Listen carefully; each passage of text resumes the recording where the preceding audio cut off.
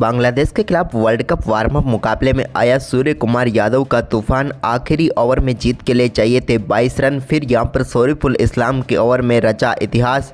सूर्या और राहुल ने किया कमाल। नमस्कार दोस्तों, स्वागत है आपका एक बार फिर हमारे चैनल में। भारत और बांग्लादेश के बीच वर्ल्ड कप 2023 में एक और शानदार वार्म अप मुकाबला खेला गया, जहां पर टीम इंडिया की तरफ से सूर्य कुमार यादव का बेहतरीन परफॉर्मेंस देखने को मिला। तो दोस्तों, हम आपको इस मुकाबले का पूरा हाईलाइट बताएंगे कि किस प्रकार आखिरी ओवर में 22 रन बनाकर टीम इंडिया ने इस मुकाबले में शानदार जीत दर्ज की।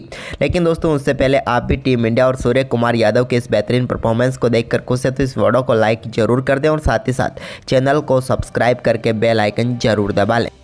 साथ ही दोस्तों, आप कमेंट बॉक्स में जरूर बताएं कि आप सूर्य कुमार यादव और केएल राहुल की इस शानदार बल्लेबाजी को 100 में से कितने अंक देंगे। आप हमें अपनी राय कमेंट में बता दें। वहीं पर दोस्तों, आज के इस मुकाबले की हम टॉस की बात करें तो रोहित ने सिक्का उछाला और गिरा भी उन्हीं के पक्ष में। रोहित ने टॉस जीतकर पहले गेंदबाजी का फैसला किया। वहीं पर बांग्लादेश की तरफ से तंजीद हसन और लिटन दास पारी की शुरुआत करने उतरे तो पहले ओवर में ही कमाल की बल्लेबाजी करते हुए एक फ्लिक शॉट के जरिए बेहतरीन छक्का यहां पर देखने को मिला लिटन दास के बल्ले से। लेकिन इसके बाद दोस्तों, पहले ओवर की आखिरी गेंद पर ही टीम इंडिया को पहली सफलता दिला दी जसप्रीत बुमराह ने और पेविलियन भेजा यहां पर लिटन दास को, जो कि 6 रन बनाकर चलते बने। शानदार गेंदबाजी करते हुए जसप्रीत बुमराह ने टीम इंडिया को पहला ओवर और पहली सफलता दिला दी। इसके बाद दोस्तों, तंजीद हसन और मेहंदी हसन मिराज के बीच अच्छी पार्टनरशिप हुई। दोनों बल्लेबाजों ने पावर प्ले का सामना किया और टीम के स्कोर को 55 रनों तक पहुंचाया। इस दौरान उनके बल्ले से कई शानदार शॉट देखने को मिले, लेकिन अब भारतीय गेंदबाजों को सफलता के लिए थोड़ा इंतजार करना पड़ा था, क्योंकि दोनों बल्लेबाजों के बीच अब शानदार 50 रनों की पार्टनरशिप भी पूरी हो गई थी। और जिस प्रकार की बल्लेबाजी वे लय में नजर आ रहे थे, उम्मीद थी कि आज ये दोनों बड़ा स्कोर बनाएंगे। लेकिन दोस्तों, तभी यहाँ पर 14वें ओवर में शानदार गेंदबाजी करते हुए कुलदीप यादव ने इस मुकाबले को ही पलट दिया। पहले उन्होंने मेहंदी हसन मिराज को आउट किया, तो इसके बाद इसी ओवर की आखिरी गेंद पर उन्होंने तंजीद हसन को भी पेविलियन भेज दिया। और दोस्तों, दोनों सेट बल्लेबाजों को आउट करके इस मुकाबले में एक बार फिर टीम इंडिया की वापसी करवा दी शानदार गेंदबाजी करते हुए कुलदीप यादव ने। इसके बाद दोस्तों, नजमुल हसन संतो भी ज़्यादा देर तक टिक नहीं पाए और 20 रन बनाकर वो भी चलते बने। उनका भी शानदार विकेट कुलदीप यादव ने ही लिया, यानी कि कुलदीप का ये तीसरा शिकार थे। लेकिन इसके बाद एक बार फिर यहां पर साकिब अल हसन और मुशफिकुर रहीम के ऊपर जिम्मेदारी आ गई।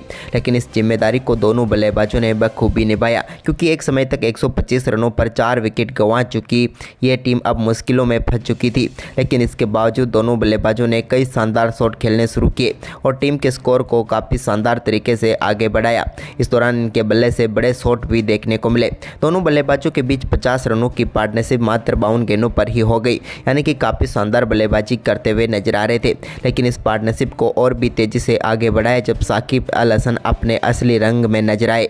उनके बल्ले से कई कमाल के शॉट देखने को मिले, तो साथ ही मुशफिकुर ने भी कमाल की बल्लेबाजी करते हुए उन 50 गेंदों पर अपना अर्धशतक पूरा कर लिया।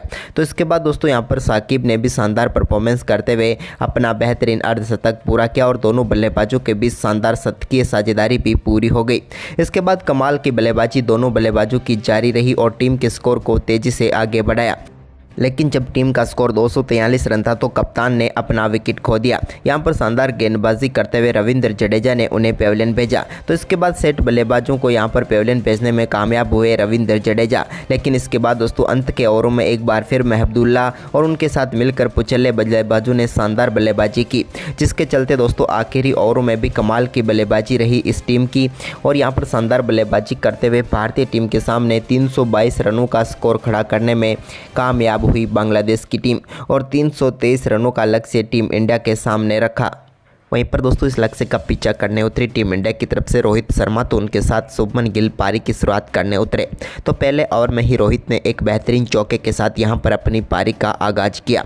इसके बाद दोस्तों, यहां पर उन्होंने कमाल की बल्लेबाजी करते हुए एक शानदार फ्लिक शॉट के जरिए भी गेंद को 4 रनों के लिए बाउंड्री लाइन के पार भेज दिया।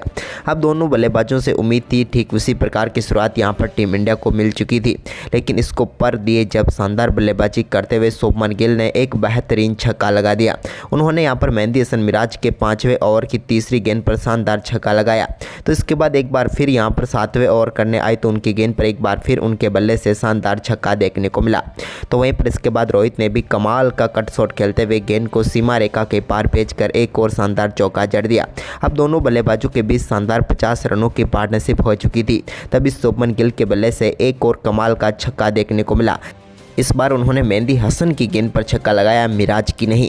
लेकिन दोस्तों इसके बाद रोहित शर्मा भी कमाल की बल्लेबाजी करते हुए नजर आए और टीम का स्कोर 80 रनों तक पहुंच गया।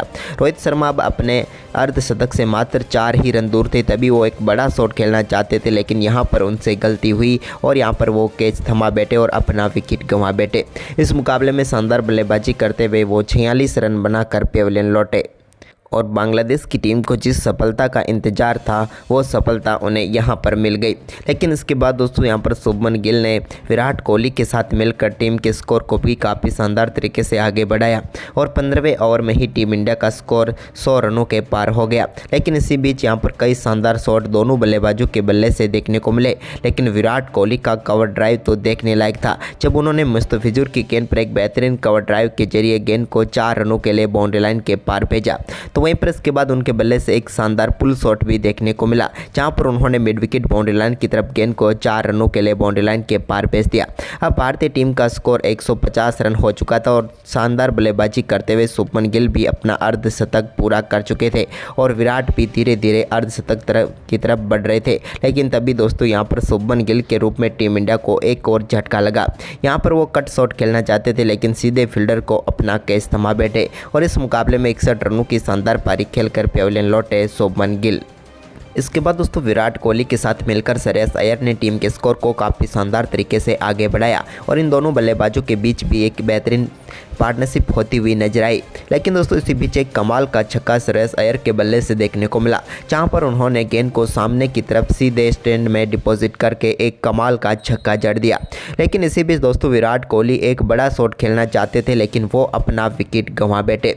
विराट कोहली फुल शॉट खेलना चाहते थे, लेकिन गेंद ज़्यादा दूर गई नहीं और फील्डर नीचे आ गया और विराट कोहली का विकेट मिल गया बांग्लादेश की टीम को। अब बांग्लादेश की टीम धीरे धीरे पकड़ बनाती हुई नजर आ रही थी इस मुकाबले में, क्योंकि दोस्तों एक और महत्वपूर्ण विकेट श्रेयस अय्यर के रूप में मिल गया बांग्लादेश की टीम को और टीम इंडिया का स्कोर अभी भी 190 रन तक ही पहुंचा था।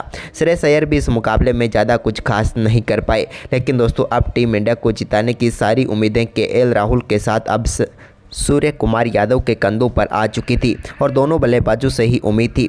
सूर्या ने एक बेहतरीन चौका लगाया और इसी के साथ टीम ने 35 ओवर की समाप्ति के बाद 200 रनों का आंकड़ा छू लिया। टीम इंडिया को अभी भी जीत के लिए 123 रनों की जरूरत थी। सूर्या और राहुल की पार्टनरशिप भी जरूरी थी, क्योंकि इसके बाद रविंद्र जडेजा ही एकमात्र बल्लेबाज बचे हुए थे।